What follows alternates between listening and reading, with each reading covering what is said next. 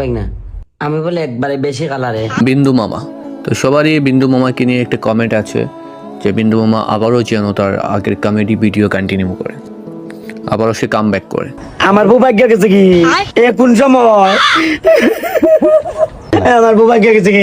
কিন্তু এখানে একটা কথা হচ্ছে যে বিন্দু মামা কাম ব্যাক করলেও কি আগের মতো তার ভিডিও ভাইরাল হবে বা আগের মতো সে সবার মন জয় করতে পারবে কিনা। ভাই না কালকে তোমার গার্লফ্রেন্ডের বার্থডে কিতা গিফট দেওয়ান যায় তাই রে।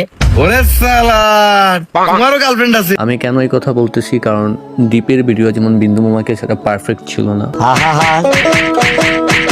ঠিক তেমনই বিন্দু মামার ভিডিও দীপকে ছাড়া পারফেক্ট নয়। আমি এই 30 টাকা আনিছে বানাইমু, তুই যদি লইতে পারোস এইটা তোর।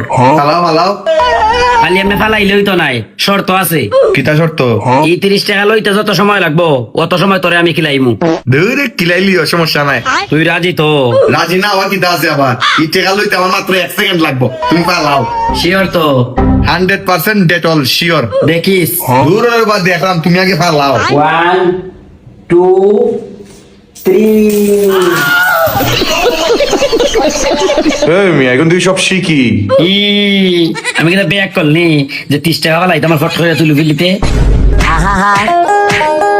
আমি পারি না আর পারি না, আমি কেন মরি না। ফানি ভিডিওগুলো তখনই ভালো লাগতো যখন দীপ এটাতে ইনক্লুডিং করতো।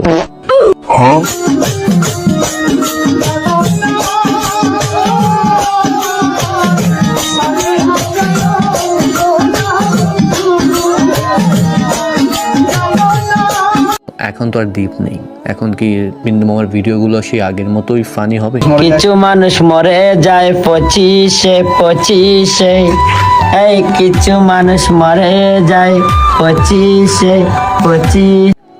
আগের মতোই সবার মন জয় করতে পারবে? এতে আপনাদের কি মত কমেন্টে অবশ্যই লিখবেন। ভাই না মোবাইলটা আমার নাই রে, মোবাইলটা তোর।